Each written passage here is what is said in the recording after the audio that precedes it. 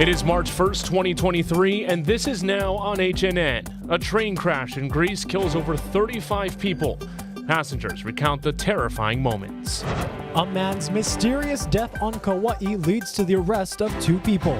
A big change is coming that will lower the price of some insulins for diabetes patients. I'm Wendy Gillette. I'll share what one major drug maker has announced.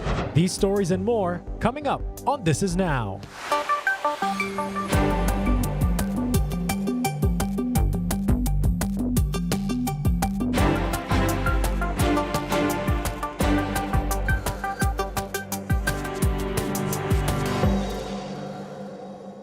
The impacts of severe weather continue to be felt across Oahu. This is footage from the Pali Highway this morning after a downed tree covered Kailua-bound lanes.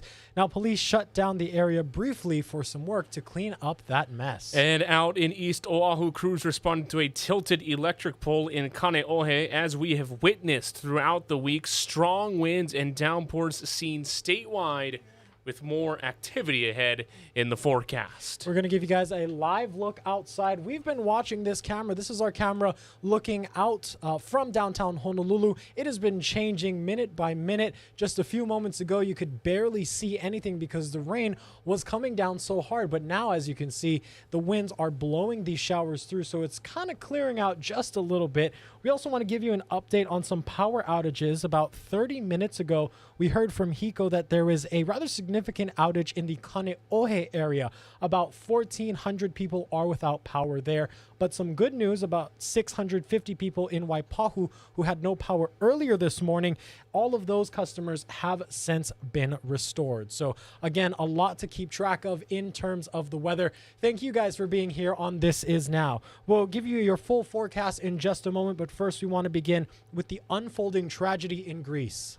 Yeah, a head-on crash between 2 trains has killed at least 35 people, with dozens more injured. Ian Lee has a look at the disaster. It took just seconds to turn a long holiday weekend into a disaster.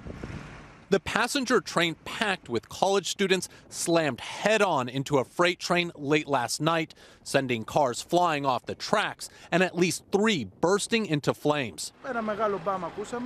This passenger says, "We heard a big bang. It was 10 nightmare seconds. As we were turning over, we were burning. There was fire right and left." Throughout the night, rescue teams scoured the twisted and smoking wreckage for survivors and the dead. The force of the crash reportedly threw passengers out of windows, while some survivors smashed glass to escape. This man says he managed to get out by climbing through a hole in his carriage. Dozens were taken to nearby hospitals. Daylight revealed the scale of the carnage 230 miles north of Athens. The transport minister choked up as he promised to find out what went wrong. Hours later, he resigned, saying it was out of respect for people who died so unfairly. Authorities arrested the station master in charge of signals on the tracks and detained at least 2 more people for questioning. Ian Lee, CBS News. Back here at home, the healthcare workers' strike on Maui and Lanai is now entering its 2nd week. Hundreds with Maui Memorial Medical Center, Kula Hospital, and Lanai Community Hospital remain on the picket line, fighting for better pay and reasonable shifts. We spoke with one of the employees holding out. What I would like to tell the community is we're not neglecting, or we're not trying to neglect the job that we are committed. We are still here. We just want to be heard by our management. Maui Health is deploying additional staff to cover areas impacted by workers on strike. Negotiations are scheduled to resume Monday. A man is in critical condition following an apparent stabbing last night at Ke'ehi Lagoon Beach Park. Police were called to the park just before 7 p.m. EMS tells us the victim is in his 20s and was stabbed in his upper body. No word yet on any arrests. We're learning more about the 2 people killed in last week's Makiki house fire. The elderly couple, married for years and raised a family together. Jelani Martinez spoke with their loved ones. The victim's son tells us they were high school sweethearts who were enjoying their golden years as grandparents. Though their personalities were different, they were so good together. Danny Ching went to St. Louis. Patty went to Sacred Hearts. They got married and had 2 children, including Derek. She was a singer. He was a guitarist, from what I remember.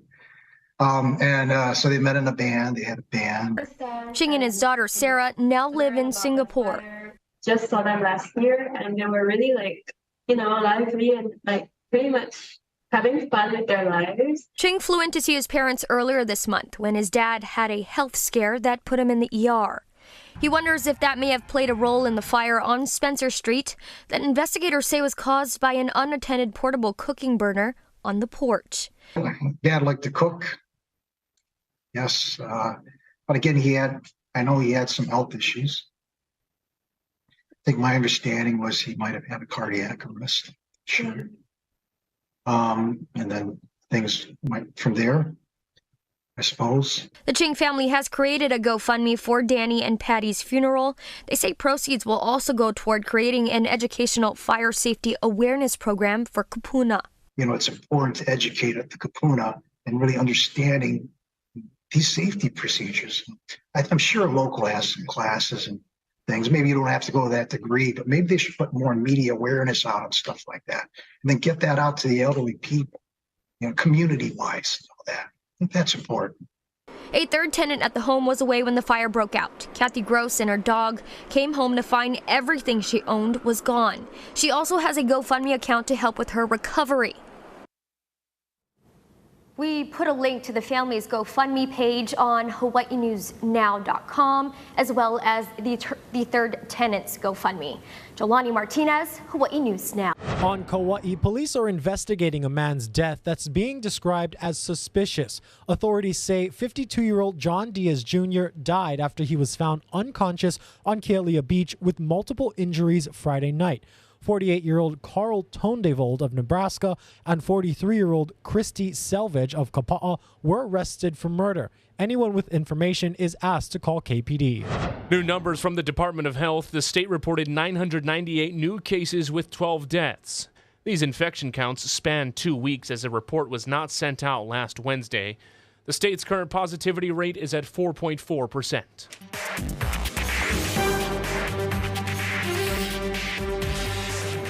Well, relief is on the way for diabetes patients often faced with high insulin prices. A major drug maker is cutting those prices and expanding a cap on costs for those without insurance. CBS News correspondent Wendy Gillette has more on the changes. We're taking the next step to make getting affordable insulin less complicated.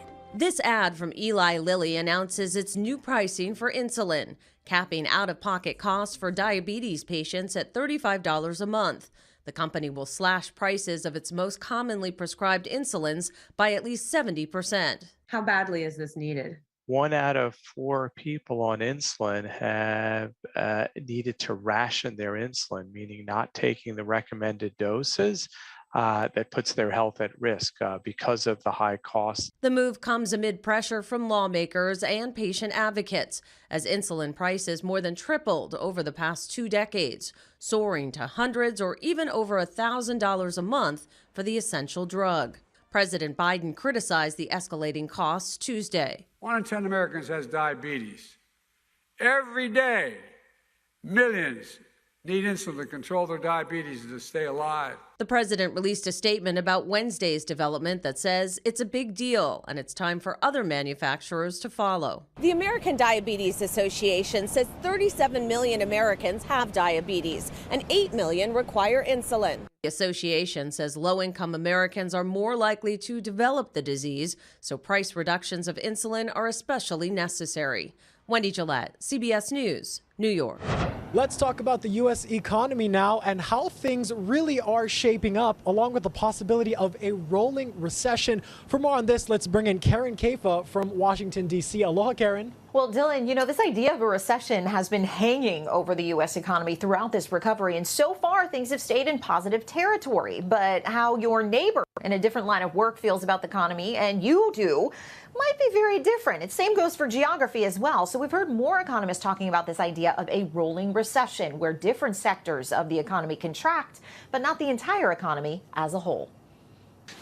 Economic data has been on a seesaw. Positive indicators like a historically low unemployment rate, countered by negative numbers like a 6-month housing sales slump. It's hard to understand today's economy because there's so many mixed signals. Economists have been using the term rolling recession more frequently.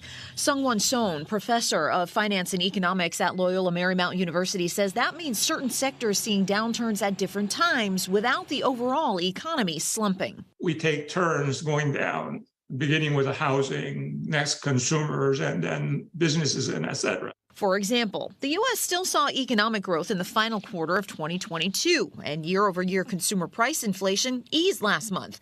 But housing prices and manufacturing have sunk, and there have been mass layoffs in the tech and media industries. Joanne Weiner of George Washington University says unevenness is normal for a large and diverse economy, especially coming out of a traumatic event like the COVID-19 pandemic. Different areas will have different pressures on them over time. As to whether a broad recession is ahead, Son says that may depend upon how consumers respond to the economic headlines. How consumers behave in coming months and quarters, that is really the critical element of the economic outlook. To prepare for any economic outcome, experts say households should pay down high-interest debt as the Federal Reserve uses interest rate hikes to tame inflation and streamline spending to build emergency savings in case of a layoff. Our next big snapshot of the U.S. economy will come when the government issues its monthly jobs report on Friday morning. That will be looking back at the month of February. Now, Joanne Weiner, the economist you just saw in the piece, says it's probably less important to look at those big top-line numbers on unemployment and job growth and dig a little bit deeper into individual sectors. For example, construction hiring might give a sense of where the housing industry is headed, and the hospitality industry might give a sense of how willing consumers are to spend right now on things like travel and dining out. Dylan? Thanks, Karen. A lot of things to keep an eye on. I got a question for you. How do economists feel about the chance of the U.S. tipping into a full recession? And also, what indicators are they keeping an eye on? Well, Dylan, they're looking at the same uncertain, uneven numbers that the rest of us are. But the economists I spoke with are really keying in on two major things. First, the Federal Reserve and how they continue to navigate interest rate hikes in an effort to curb inflation. We saw inflation kind of pull back last month, but the Federal Reserve does have a target that they want to get that price inflation down to. And how quickly they act may have a big reaction on the economy. For example, if they pull back too much, you could slow spending too much, and that tips the economy into a recession. But they're also looking at how consumers feel about all this information they're absorbing. If you keep hearing headlines about job layoffs and different cutbacks, it might impact how willing you are to spend. And if consumers really slow down their spending, of course, that could also tip things over. So two big keys that those economists are watching in a sea of economic uncertainty, Dylan. Karen Kaifa in Washington, D.C., thank you so much for breaking it all down for us today. Hawaii has a new tool in getting homeless people off the streets and into a more stable life. Casey Lund takes us to a new triage center at the Institute for Human Services. While we're here downstairs, we're up on the second floor. We're next to the women's shelter for IHS, but downstairs is where those folks that, again, will need some medical detox help or mental health issue help. They'll get checked in, they get showered, they kind of get stabilized to a certain extent, and then they come upstairs. And they meet with folks like Yasmin Latour. She is the nurse manager for IHS. And I just want to pop in here, too. You can see some of the beds. It's an 8-bed facility. And Yasmin, I just want to talk about the process. So they get maybe dropped off here by HFD or referred otherwise. What happens when they get checked in, and how quickly can they get care? So immediately, as soon as they come in, we're thinking about Maslow's basic physiological needs. Let's get them clean. Let's get them fed. Let's make sure they know that they're safe. And then we can start to work on the physical health conditions. So getting their drug screens done, assessing them for any type of mental illness, and then getting them on the phone or in person with our providers so that they can initiate medication right away. And then hopefully down the road, start to work towards more permanent housing, a job, and things like that. And that's kind of way down the road because they have to have that immediate help. Yes, I mean, thank you so much. We're going to keep going on because I also want to show this is such a nice space, such a nice, relaxing, well put together space and well thought out, renovated business that's next to, like I said, the women's shelter. And but I want to talk to Connie Mitchell. She is the executive director of IHS, and this is really where the staff will gather. Tell me a little bit about the idea behind this facility. I think when we have been doing homeless services for so long, we have outreach, we have shelters, but a lot of times that in-between stage of getting people off the street really cleaned up and ready for their next step is really difficult. People are dealing with addictions, mental illness, a lot of it, when you're chronically homeless. So we felt like this was a gap in services, and we really wanted to create a space for people to come and begin that journey. Yeah, and the other part of this is I think that you're keeping those folks that HPD interacts with, that maybe the core team through the city and county interacts with, really the only other option when they're having a serious issue is the hospital, the ER, right? That's correct. And so what we were wanting to do is to alleviate some of the burden on the hospital emergency rooms, as well as really kind of start the treatment here, because many times when people are ready to go into treatment on the street, there's not a bed ready for them, or they're not quite cleaned up enough to go to a program. So this would really be a solution, I think, for that gap in service. Very good. Thank you so much for giving us a little sneak preview as well at this, again, 8-bed facility opening in April could really make a big difference for so many people that IHS helps. Guys, we'll send things back to you for now. Happening today, lawmakers are considering a bill that would bring financial relief to Hawaii teachers. House Bill 1049 would create a tax credit worth up to $500 for teachers who spend their own money on supplies. This would apply to public, charter, and private school teachers. According to the State Teachers Association, Hawaii educators spend an average of $950 out of pocket on school supplies. If the bill passes the House Finance Committee, it's expected to move on to the full House. Let's give you guys another live look outside. Like I mentioned at the top of the show, we have been watching this camera all morning. Conditions are constantly changing, and right now it is really coming down. I believe this is over... I don't know if this is looking over like Kalihi Valley, the Leah area. Yeah, okay. So that's what the conditions are right now. Again, the downpours are spotty, but the good news is the winds are blowing them rather quickly, so there's no real threat of flooding. But for more on this, let's bring in our Guy Hoggy.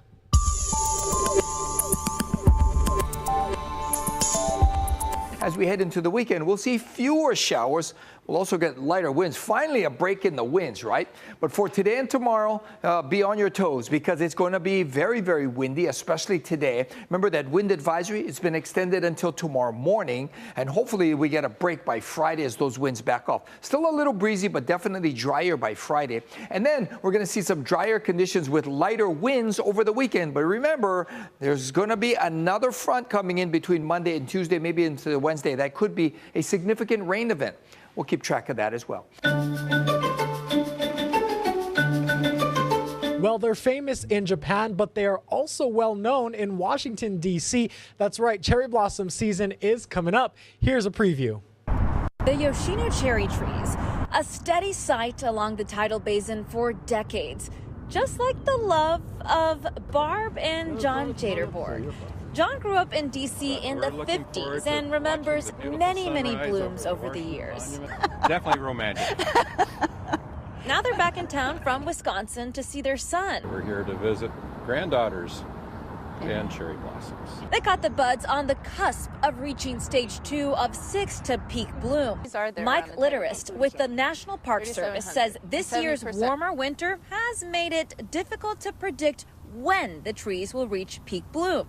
The trees never reached winter dormancy, which means we didn't have a starting point to begin the calculations for when peak bloom is going to occur. Mike says with the swing in temperatures recently, even their indicator tree is sending mixed signals. We've seen 4 separate stages on that tree, depending on what branch you're looking at. So I think the trees are as confused as we are about this winter. And as spring revives the basin, Barb and John are happy to see new trees being planted. They can recall the days the only proper way to see the trees was in your Sunday best. Everybody dressed up to come downtown, so they would put on their Sunday best whenever they came to the cherry blossoms. It was really beautiful. Well, joining us now is our very own Billy V with some exciting entertainment news. Billy, what you got today? We got brand new music that's coming out. As a matter of fact, this is brand new music for a romantic comedy musical. I know that sounds a little different. Yeah, very different. And I have to admit it is too. But anytime we're talking about new music. So in this musical that they're going to be putting out, imagine 15 new songs that they are going to write. They have already slated 5 to be released as an EP. One of the songs just dropped today, and the other song will drop on March 10th. So it's called Wahine from Waimea. Let's tell you about who are the people that are involved with this. Josh Goldman is the director. There is going to be Brian Spicer, who's going to be the producer. Josh Goldman has been brought up here in Hawaii and elsewhere, so he's been involved with Hawaii for years and years and decades. Brian Spicer's been involved from Hawaii Five-0 to Magnum PI and other productions, lots of local productions. Your lead actress is Tiana Tully. She's been on Magnum PI, Hawaii Five-0, and Disney. Bronson Verde was on American Song Contest on NBC. Yes. And, of course, Grammy Award winner John Cruz. Oh, love it. So you put all of this together. It's like, okay, well, what is this about? First of all, we have for you today the music video for this. We have it, Wahine from Waimea. It's dropped. It has been exclusively made available to Hawaii News Now, so we have it before anybody else. It drops for the rest of the world coming up tomorrow. And we'll show that to you, a portion of that coming up in a couple of moments. But they are going to do this because they want to put the music out there first so that the people get used to the music and familiar with the music. Yeah. And then, because you're already, when you go to a musical, you already know the music. Yeah, right? of course. Always feels good to listen and sing along. And then, of course, there's now going to be the movie part of it. So they will start filming later this year. All in Hawaii. Story about aloha and other various things that have to do with Hawaii. John Cruz has a cameo, plays Tiana Tully's father. Tiana Tully, Bronson Verde they are love interests in this movie. Oh, all right. Well, we don't want to give away too much of the movie itself, but as you mentioned, here's some of that exclusive clips. Wahine from Waimea, time to pull yourself together. Wahine from Waimea, think it's time that you remember that home is where you find ohana, the ones you love even when you don't wanna. Is it the sweet island breeze you've been missing? Thank you so much, Billy. We definitely appreciate that exclusive look at that awesome music video. Just the images of Kauai are mesmerizing. Takes me back home, guys. Kauai. Ayo, Kauai. You saw Kalala Lookout there all the way in Kokee. Beautiful. Waimea town, super small town. Love it. All the way on the west side. Awesome to see. Awesome to see. Well, taking a look at what's trending online, how about this story? We love our animal stories on This Is Now. We sure do. And what a tale here. 2 British canines are on their way to Thailand. Their mission, protect pangolins. The Labradors recently graduated from a training program in the work to sniff out live pangolins being smuggled through airports, ports, and roads so they can be released back into the wild. The pangolins are critically endangered, and it's estimated 200,000 are trafficked each year. And there it is, our pangolin video right there. Talk about mesmerizing. Okay, what a creature. Now, I got to tell you guys, Mark was so excited for this pangolin story. I don't know much about pangolins, but they sure look like an interesting creature. I wonder what they feel like. Is it a hard shell? I don't know. It's interesting to look at. The reason I'm so interested in pangolins is because, we're, when I read with the babies at home, we're reading a kid's book that has a pangolin in it. And so, we learn about, farm animals, and then a pangolin shows up and kind of just throws everything off. But, Oh, that's so cute. Hey, we want to give you guys one more live look outside. Yet again, same camera, different view. You can see it's starting to clear up. Again, these downpours really are moving through rather quickly, so that is some good news there. So wherever you are across the state, be sure to send us your weather and photo pictures, videos. We'd love to see it. For more information on that, check out the weather section on HawaiiNewsNow.com.